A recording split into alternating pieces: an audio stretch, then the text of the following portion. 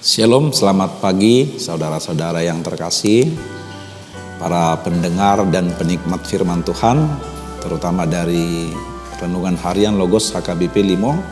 Kita berjumpa kembali pada hari ini.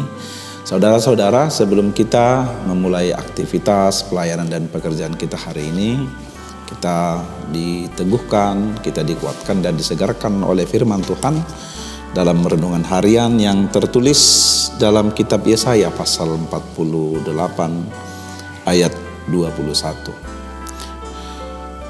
Mereka tidak menderita haus ketika Ia memimpin mereka melalui tempat-tempat yang tandus. Ia mengeluarkan air dari gunung batu bagi mereka. Ia membelah gunung batu, maka memancarlah air. Demikian firman Tuhan. Saudaraku yang terkasih, kita bisa membayangkan bagaimana situasi dan kondisi di daerah tandus seperti daerah padang gurun. Bukan hanya tumbuh-tumbuhan, tetapi hewan atau binatang pun hampir tidak ada, termasuk lagi manusia. Karena kondisi padang gurun atau tanah yang tandus memberikan gambaran kekeringan. Kering, gersang, dan bisa dikatakan hampir tidak ada kehidupan di sana.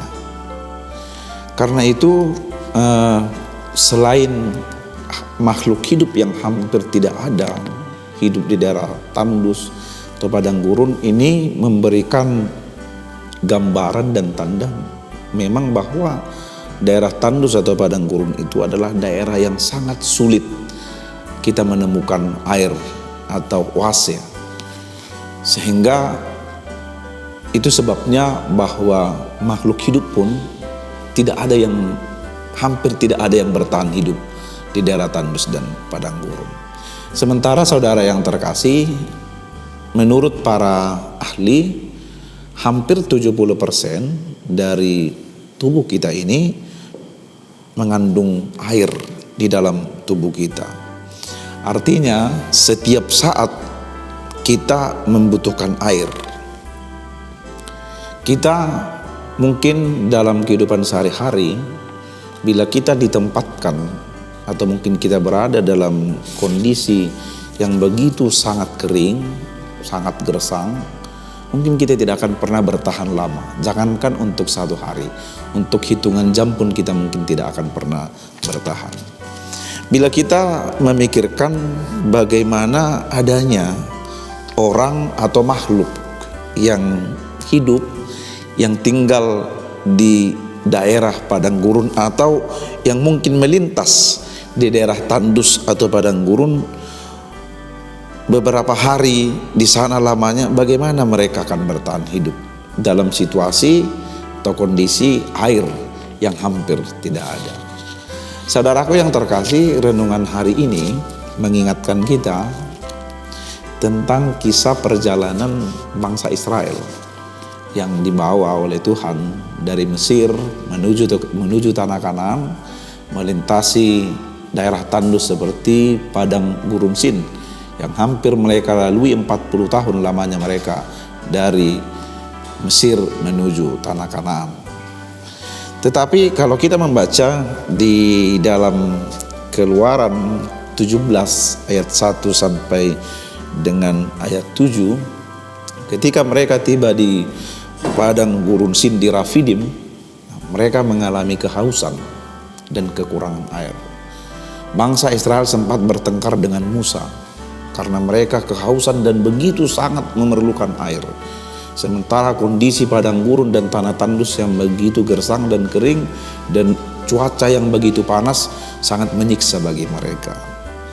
Tetapi saudara yang dikasihi Tuhan, akhirnya Musa memohon kepada Tuhan agar Tuhan memberikan air bagi mereka. Lalu Tuhan memerintahkan Musa agar Musa memukulkan tongkatnya ke atas gunung batu Horeb, di mana pada saat itu mereka diam dan tinggal untuk sementara. Lalu Musa pun memukulkan tongkatnya ke atas gunung batu Horeb itu, dan air memancar dan mengalir dari dalam gunung batu. Itu sebabnya tempat itu disebut dengan Masa dan Meriba.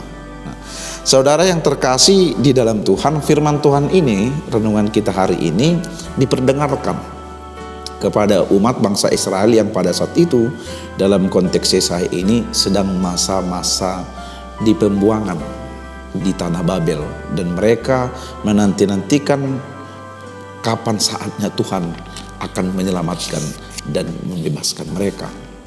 Tetapi bukan pada waktu itu saja. Firman Tuhan hari ini juga sampai kepada kita dan diperdengarkan kembali kepada kita di saat kita mengalami begitu banyak tekanan, pergumulan dan kesusahan, terutama ketika munculnya lagi arus yang begitu deras dari varian Omikron, varian COVID ini. Tidak sedikit dari antara kita dan dari antara banyak orang yang terkena, yang harus positif COVID-19 dan berbagai efek dan akibat yang harus kita alami dan kita hadapi hari-hari ini.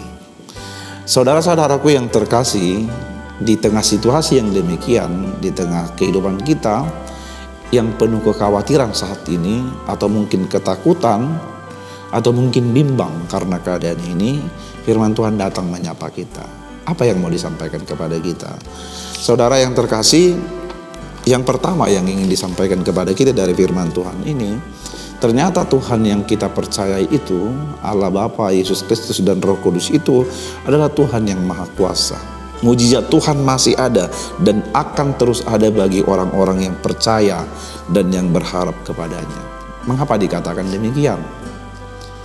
Firman Tuhan ini berkata bahwa di tanah tandus sekalipun Tuhan memberikan kehidupan lewat air. Artinya dalam perspektif ukuran manusia sangat sulit rasanya menemukan air, mendapatkan air, bahkan air yang memancar. Artinya bukan jumlah yang sedikit Tuhan berikan bagi mereka. Tetapi dalam situasi, dalam tempat tanah tandus itu, Tuhan dengan caranya memberikan air dari dalam gunung batu untuk kehidupan, untuk menyejahterakan, untuk memenuhi kebutuhan kehidupan umatnya yang sedang berjalan dari Mesir menuju tanah Kanan itu. Maka pesan yang pertama yang akan kita hidupi dan semakin meneguhkan kita menjalani hari-hari ini di tengah varian Omikron yang hari ini semakin bertambah, kita percaya bahwa Tuhan yang berkarya di masa lalu bagi umatnya, Tuhan yang memberikan keselamatan juga bagi umatnya dari pembuangan Babel, itu juga Tuhan yang kita percayai sampai hari ini dan selamanya, dan terus bekerja mendatangkan mujizat bagi orang-orang yang percaya dan berharap kepadanya. Itu yang pertama. Yang kedua, saudara yang dikasihi Tuhan, Tuhan senantiasa memelihara dan menyertai hidup kita. Air adalah kebutuhan yang paling mendasar bagi semua makhluk, termasuk bagi kita manusia. Dalam Yohanes 7 ayat 37 sampai dengan 38, Tuhan Yesus berkata bahwa Yesuslah sumber air hidup. Maka dengan firman Tuhan yang kita imani hari ini dan dari Yohanes 7 ayat 37 sampai 38 itu, kita percaya bahwa dimanapun kita berada, dimanapun kita bekerja, bahwa tidak ada satu titik pun di dunia ini, di bumi ini, yang tidak berpotensi memberikan kehidupan bagi orang-orang yang percaya kepada Tuhan Yesus. Maka saudaraku, dimanapun kita berada, dimanapun kita bekerja, melayani, aktivitas kita baik di rumah, di tempat usaha kita, di tempat pekerjaan kita, atau bahkan mungkin hari ini kita yang sedang terbaring sakit di rumah, atau yang sedang terbaring sakit di rumah sakit, di situ pun ada kehidupan sepanjang kita percaya dan berharap hanya kepada Yesus saja sebagai sumber air yang hidup. Maka dari seluruh firman Tuhan yang kita dengarkan hari ini, tetap berpengharapan, tetap andalkan Tuhan dalam perjalanan hidup kita, dalam aktivitas kita, tetaplah mengandalkan Dia. Tuhan Yesus sumber air hidup bagi kita. Amin. Kita berdoa. Syukur bagimu Tuhan untuk firman-Mu hari ini. Kami diberkati oleh firman Tuhan di saat kami mau memulai hari ini, hari yang Tuhan anugerahkan bagi kami. Tuhan memberikan firman-Mu sebagai kekuatan, motivasi, terlebih lagi meneguhkan iman dan harap kami kepada Tuhan di masa-masa sulit yang kami hadapi sampai hari ini, terutama akibat Omikron yang semakin meningkat di kota, di daerah, terutama Tuhan di tempat kami tinggal. Tapi kami percaya bahwa Tuhan yang kami percayai adalah Tuhan yang terus bekerja, yang terus memberikan mujizat, bukan saja di masa lampau, tetapi hari ini dan sampai selama-lamanya, bagi orang-orang yang percaya dan berharap kepada Tuhan. Sebagaimana Tuhan memberikan kehidupan lewat air yang memancar dari gunung batu bagi umat-Mu ketika mereka berada di padang gurun, di tanah tandus, seperti itu pula Tuhan berikan bagi kami, mendatangkan mujizat untuk memberikan kehidupan, menyelamatkan dan menolong kami menjalani masa-masa sulit ini. Satu hal yang kami percaya dan kami imani, bahwa Tuhan Yesus adalah sumber air hidup bagi kami, dimanapun kami berada, di rumah, di kantor, di perusahaan, di sekolah, atau bahkan mungkin dari antara saudara kami yang sedang mendengarkan firman Tuhan ini, sedang terbaring lemah di rumah karena penyakit, atau terbaring di rumah sakit. Semuanya Tuhan berkati, Tuhan berikan kehidupan dan keselamatan serta kesembuhan. Inilah doa kami yang kami naikkan di dalam nama Yesus Kristus Tuhan dan Juru Selamat kami yang hidup.